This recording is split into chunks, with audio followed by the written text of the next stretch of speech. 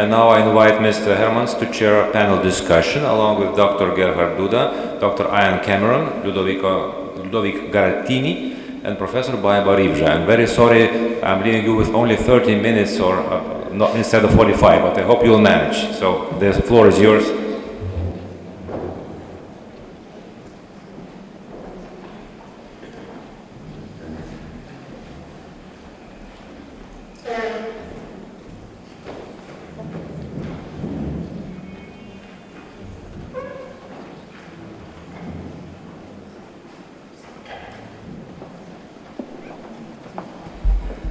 Right, also good afternoon from my side.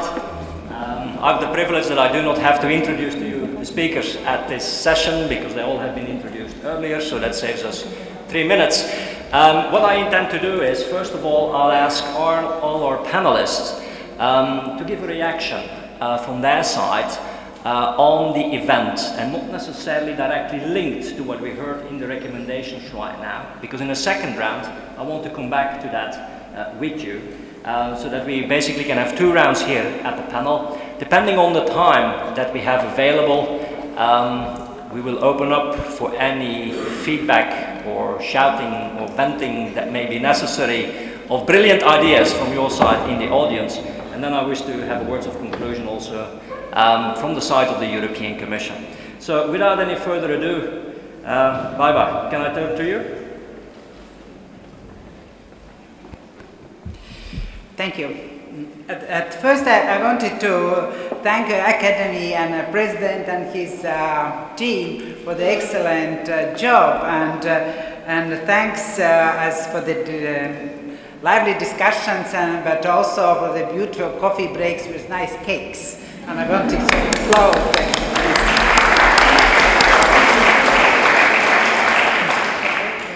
And from my point of view, I have from one side, I have practical things, what I can bring home and to discuss with my Council of Sciences and Association of the University Professors. And this is, at first, the conference helps me better understand the practical life in different countries, that how practically we work with the doctoral students, how it's practically organized, and this is very important for common doctoral programs, for example, to better understand the real life.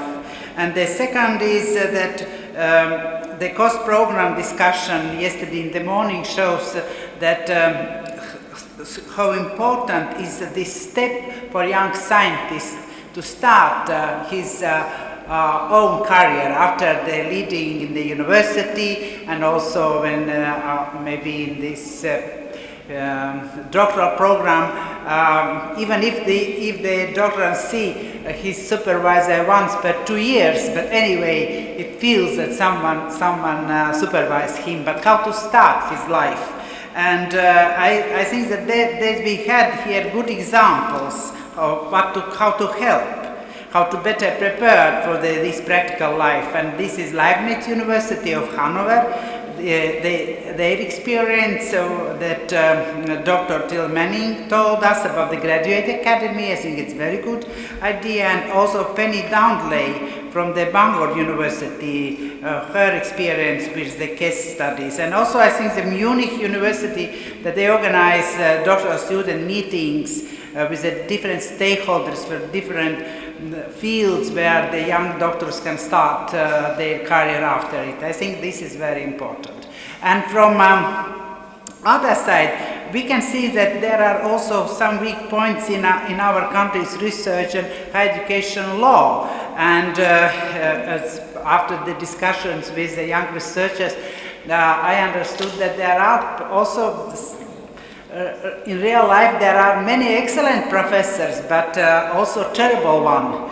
And actually, we can't influence the last one if they are elected for all life. And you see, that's also, we must look for the instruments. And I hope that here among young researchers will be also next members of the parliaments and the ministers of the education and science.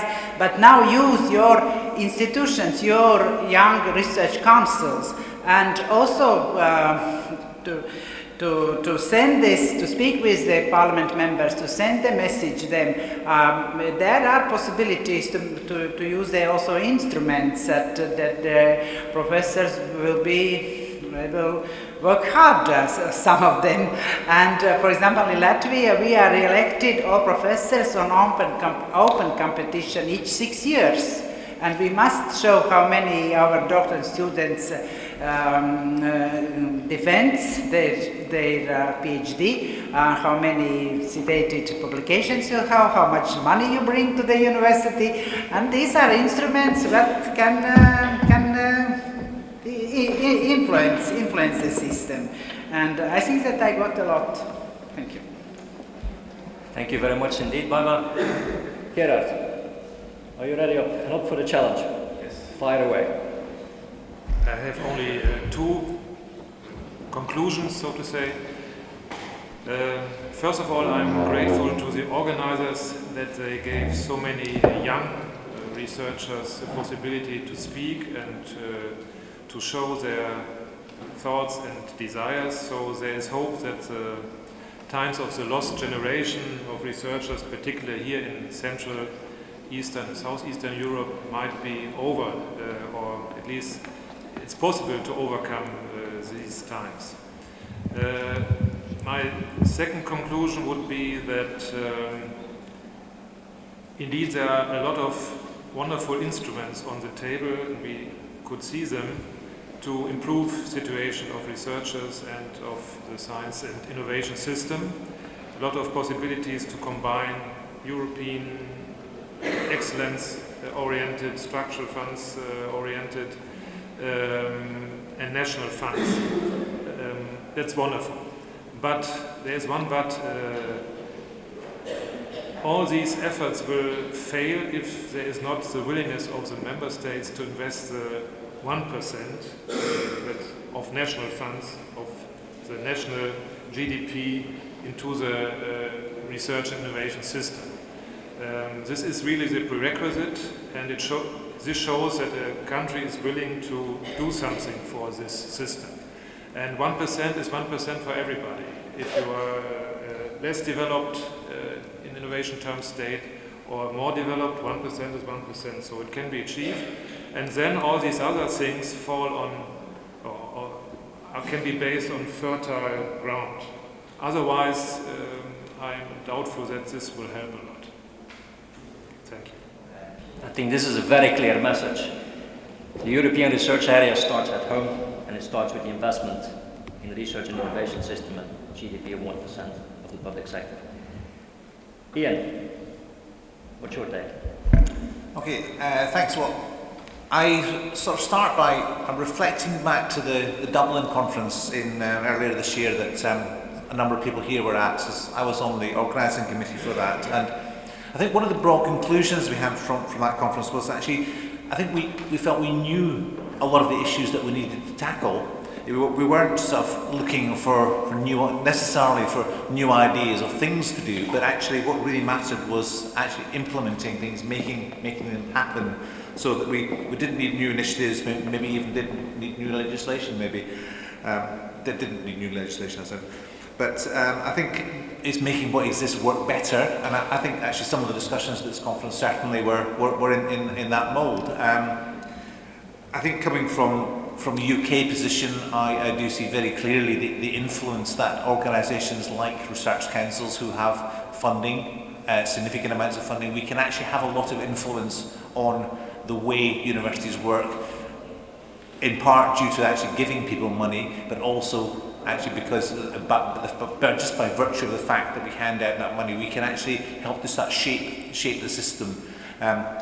Dialogue with universities, working in partnership with universities is the way that we work, and I think there's a lot of benefits from that approach, and it couples onto what other people have been saying about that you have to listen. You can't just decide something nationally at a national level and make it happen without having dialogue with people about how they're going to implement it, because people really matter. And I just started jotting down some of the words that sort of came to mind that sum up the sort of conference, and I think I was writing on things like culture change in people and organisations and influence, and support and development. And all these are the sort of things I think that come to mind from me. Thank you, Ian. So in the meantime, the three of you, you have had a grace period to reflect on the 9 presentations. Say again?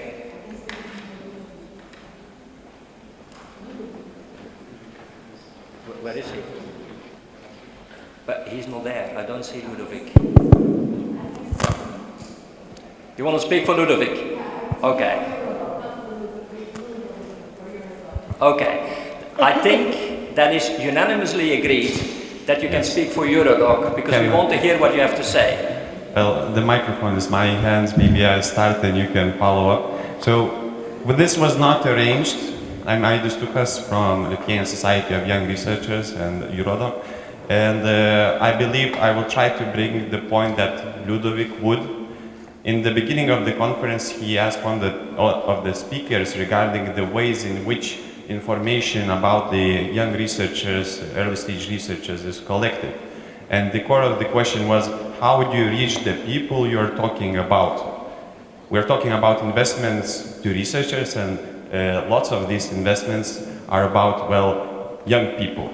So the question was, do you reach them through supervisors, through institutions? And I know that it's not perfect world. Sometimes supervisors and institutions select people who are, well, comfortable, okay? So we do not always get the most crucial points that are there. So I believe if Ludovic was here, he would say how we can ensure that we get the most direct feedback from the people that we are getting ready to invest to. So this is my best short belief, and please, Philomena. Thank you very much. I think we will allow you an additional comment on that. And then just to build on that, also from a Eurodoc perspective, is that the significance that has been given starting from the title of the conference, invest in researchers.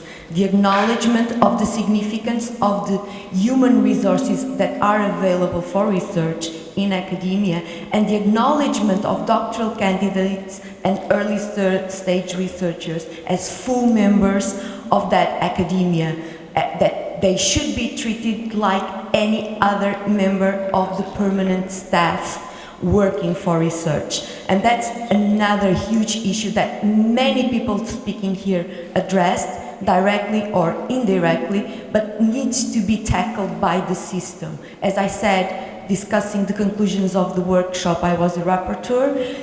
Early career researchers aren't disposable. The system must be aware of their importance, the input they give, must acknowledge, must recognize them, and then provide them the environment, a nurturing environment capable of helping them make their own decisions, either to stay in academia, either to find a position elsewhere, but acknowledge them as professionals with a full status equivalent to any other professional working in research. Point very well taken, but I think it also merits a reaction from the panel, because these are issues that actually have been very much addressed in the work on innovative doctoral training. And I think first of all, Gerard, I want to turn to you on this, to react on that. Well, I think everybody will fully agree, at least in the working group on innovative doctoral training, that doctoral candidates should be treated as professionals and not as students. But there's a but also after listening to the discussions here. We are about to draft wonderful wish lists of what a doctoral candidate should all know to be perfectly prepared for the world outside the university. And these lists are getting longer and longer, in my view. And most of this is prepared by, or should be transmitted to the candidates by taught courses, it seems. So this is a little bit contradictory if we want very early independence for a researcher, and on the other hand we are heaping up coursework for the real life experience after the research.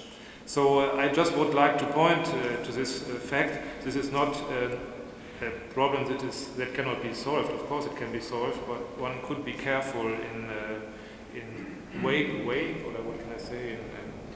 in balancing, yes, thank you, in balancing these goals, and I think the young researchers will like to see the balance on research and not on the coursework. Thank you, Gerard. Thank you. Very clear. I want to prompt a little bit further on what before turning back to you, because now we've heard the voice of Eurodoc, young generation, but before turning back to the audience, I want to prompt you a little bit more on issues that have come up in the presentation of the 9 workshops. And one issue that really stands out, I find, is the whole question on the diversity and how to deal with this, and who should be in charge of what. And I think, Ian, you started to touch already on that. What's your feedback on all the diversity management questions that were raised? I think first thing that says diversity is good. I think when I reflect on diversity, I think what always strikes me is that in order to deal with actually all the diverse situations that different universities have, because I mean, I know for a fact in the UK all the universities we have are different from each other in some way. That you can't always sort of plan things centrally. You have to actually enable people, institutions, etc., to actually deal with issues themselves. Because at the end of the day, I think that's the culture change you're trying to bring about, and it's not about making things homogeneous either, because all the sort of diverse influences that any one person have, actually that's what shapes them. And that will shape them in terms of their future careers. So I think all these influences need to be supported. I think what it does mean though is that people do need support. So it's no use in saying that it's up to an individual person to develop their own career. It's entirely their responsibility. Yes, they have a responsibility, no question about that. But actually there's a responsibility of an organisation, a university or whatever, funding organisations, to help people develop, to help make sure that the supervisors are well placed to help the doctoral candidates, to make sure that those people running grants who are actually in a sort of, they're not necessarily formally, but they're sort of an employer sort of type situation in relation to postdocs, that they are thinking of those postdocs in terms of their development and their future part of the higher education system and indeed the wider economic system in not just in their own country but in Europe and the rest of the world. So I think diversity is really a really important part of everything we do. In Eurospeak, that would mean for us in the Commission, one size doesn't fit all. Doesn't expect, or do not expect, that the European Commission or the European Union can solve any problem. I mean, there are many stakeholders, and I think that's an issue that has been coming out of here as well, of the discussion. Bye-bye, I want to turn to you again on this round. We have heard about the importance of networking in order to get interacting going on. We have heard about the importance of new research facilities, which particularly have also been funded by the European Union and the opportunities that gives. We have heard questions about mobility. Sometimes we hear about brain drain, even if we prefer language like brain circulation. In your view, a combination of research funding, structural funds, national funding, where can this take us to have a much more balanced approach throughout the European Union on research? Yeah, these are very, very serious points and positions, and I think that's as we mentioned again, that there is only one way, is that from one side this is national financing, and national financing, as here was stress that it's 1 point from GDP, 1% from the GDP, and we must go to it, especially our young countries, where this money from national research is too small, and of course combine it with EU possibilities. And here are a lot of possibilities, as we listened yesterday, and just we need to be more brave and take more initiative, and as concerns the universities, supervisors, and also the young researchers, that it's our common effort. And this I like it that today that one discussion workshop said that we must take these responsibilities and to show initiative. I think that only all together to take all these instruments, that we will get good success. And I hope that the EU money for the research it will be larger as previous period, and I think it's very wise decision. And even in my country, in Latvia, the European Commission says that it's a little bit less for roads and infrastructure, and you need more for the science. This is excellent. Thank you, Bye-bye. What we typically say is not a little bit less for the roads. What we typically say is a lot more for research, investing in people. That's and I think that's a quite important change that has taken place. I promised that I would turn to the audience. I know our time is limited, but I think in a wrap-up there should be a possibility for anyone who wants to comment or wants to seek any feedback, needs to make a statement. And in the meantime, Miguel has the microphone. Yeah, so I have a lot of things to say, but I'll just say two, okay? So we've been talking about maybe restructuring, coming up with new policy measures and shaping up the existing ones, or coming up with new funding mechanisms. My main message is get researchers' opinions on that. Okay? And I'm not talking necessarily about institutions that represent researchers, even though I'm actually involved in one, but actual ground level researchers. Okay? That's the first point. The second point that I want to make is that if you actually ask researchers what they need, I think most of them will say that they need a research profession.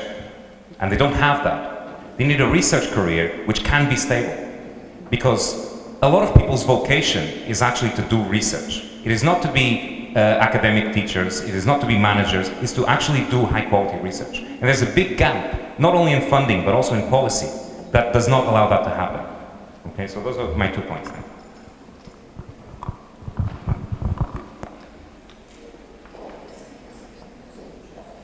Thank you for that.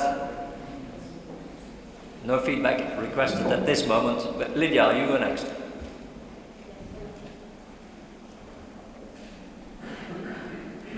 Yes, hello. I just would like to add to the discussion. I think fora like this one are very helpful in kind of coping with the state of the art and all kind of writing wish lists. This is kind of amazing. Okay, my comment is that given the large numbers that Europe is producing, in the good sense of the word, of doctoral holders, it is very clear that they cannot all find employment in academia, as much as we must make efforts that they do what they are good at, which is research. Clearly, there is a line for inclusion of these professionals in the broad labor market. All sorts of companies, all sorts of industries, creative industries, etc. And I think that this dialogue is missing that part of the stakeholders, because here we are all the convinced ones. We are discussing among ourselves, and which is very good, because we need to share our practices, but clearly we are missing a big part of the society that is meant to incorporate those doctorate holders as well.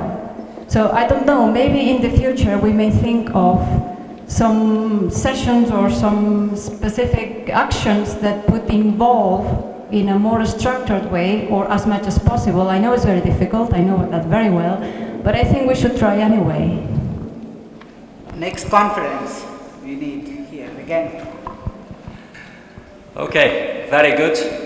I think we can definitely accept the proposal from the EUA on that and organize this. I think particularly in the European the Doctoral Council, I think there's quite some activity there, and there actually would be quite some opportunity that we don't not only listen to the professors and the supervisors, but also to those who actually, the junior ones who are carrying out the basic research at an early stage. Dagmar. Yeah, thank you. It seems that the contributions are sort of clustered around here for whatever reason. I'd just like to make a very concrete proposal, and it's really something, well, I have been thinking about a little bit, but not in a lot of detail.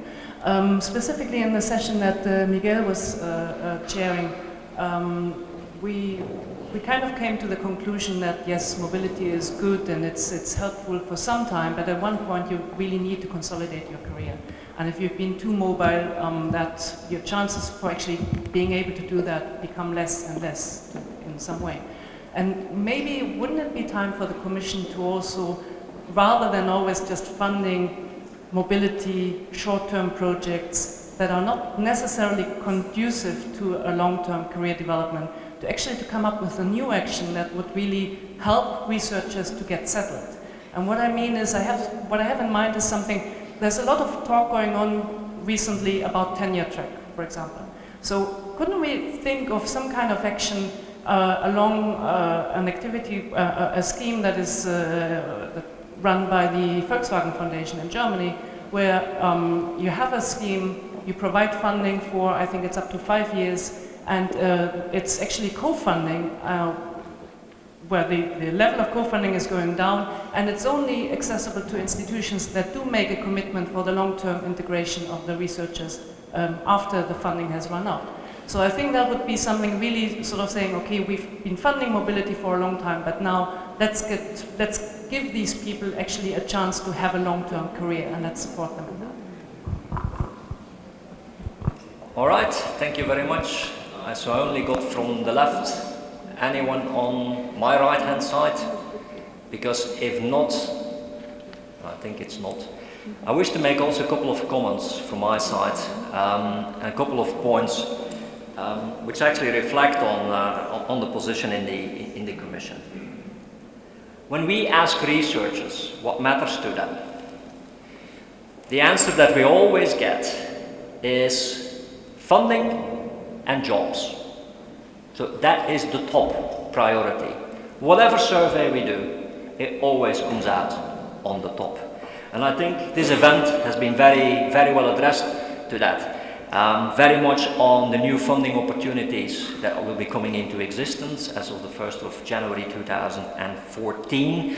And I think it was actually fantastic that we had an opportunity to show that there is more than competitive research funding, which is available at the level of the European Union, but that we are actually taking a rather important turn from the roads and the buildings much more into the investment in people through the structural funds, not only from the side of the social fund, but also very much on the regional development aspects related to that and the building out of that. And I think it's a very important shift that is taking place. It's very important also because of joining forces, EU with the national level, because it does commit member states when they want to invest, and they have to invest, it becomes obligatory, a share of that money within the research area. I think important to underline here as well, and that reflects on the discussion of where researchers go and work, is particularly when you look at the structural funds, there's a lot stronger emphasis on the economic rationale and the economic reasoning, and we also see this as a very important issue,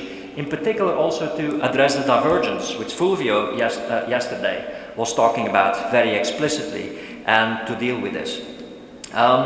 So what I take as take-home messages, I think for us here at the conference, is look more widely than what you typically would be looking at in a narrow way. I think that's a first very important issue. I think the second one is there are many tools available for you, whether they're now at the European level, whether they're at the national level, whether they're from funder side, whether from what universities are doing, what research organizations are doing. We're living in a complex landscape, and everybody has their own responsibility in that, and there are many tools that exist. And actually, I think from what we heard today and yesterday, there are lots of brilliant initiatives going on from which one can effectively learn and go into things better. We also, from the side of the Commission, we are very supportive in terms of independence of the research and the career development, discussions on the Marie Curies or on the ERC. It's clearly areas there where you see this. A second take-home message that I can see from the side of the Commission is that when we learn from one another, we can also take this up into principles, best practices. Once again, not as rules, but basically as a source of inspiration, as a reference point to build on. And I think the discussions that we have had, in particular on the doctoral training / doctoral education, depending on your choice, is actually a very relevant one, and how you actually can then mobilize different funding streams into this direction. Another point that I want to raise very briefly here is the importance of the career development.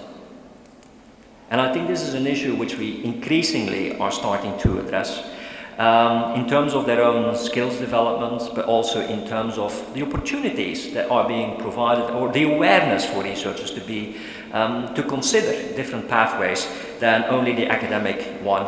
And there are tools there that we would like to support.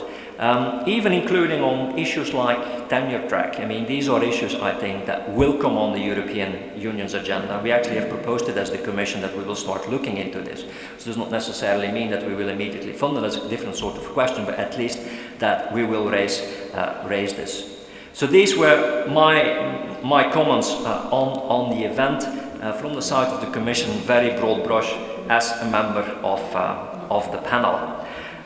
Before closing, I actually would like to invite still somebody to make a very short statement on an issue that has been addressed by several of you, and that is the speaking up of young researchers and the way they organize themselves and can voice their concerns and they can raise their concerns. So Diana, may I invite you to say something on the voice of the researchers?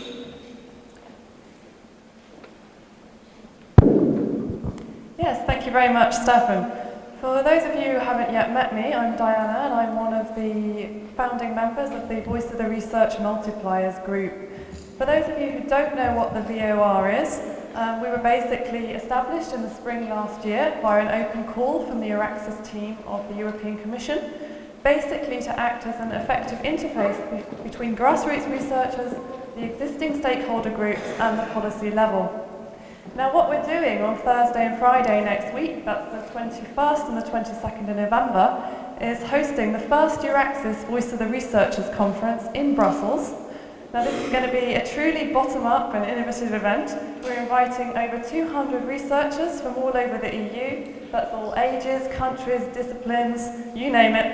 And they're going to come together in Brussels to discuss from the grassroots the issues that they want to see on the agenda. That's the issues that concern them. These can be practical issues, in the absence of pan-European pension schemes, up to subject-related queries or quandaries. Unfortunately for you, it's a bit too late to register for the conference, but it's not too late to participate, because what we're going to have at the heart of the conference is a social media wall. If you follow us on Facebook, simply at Voice of the Researchers, or also on Twitter, that's Research Voice. You can actually take part in our polls and discussions live, and they'll be transmitted to the heart of our conference. You can also use the hashtag, that's going to be VOR2013. If you've got any questions about the VOR, we're always wanting to expand our membership. Don't hesitate to catch me in the lunch break, and also the other representatives of the group here today. We've got Miguel at the front there, and Joel and Thomas, if you can wave your hands. That would be great. Joel at the back. I don't know where Thomas is. But thank you. Thank you, Diana. Thank you very much. So you know, you have your opportunity to express yourself. There's no censorship whatsoever on our part. There's no micromanagement whatsoever on our part. So it's your community. So use it to your benefit. And it's then up to us in the Commission also to see how we react to the statements that will be made. So thank you very much. Thank you for Andrius, who has Thank you. done an excellent job, and the Lithuanian team here. So thanks for the hospitality also from the side of the Commission. It was a pleasure to work with you. So thanks also to my panelists, and thanks for the questions that we have received. Thank you. Thank you very much.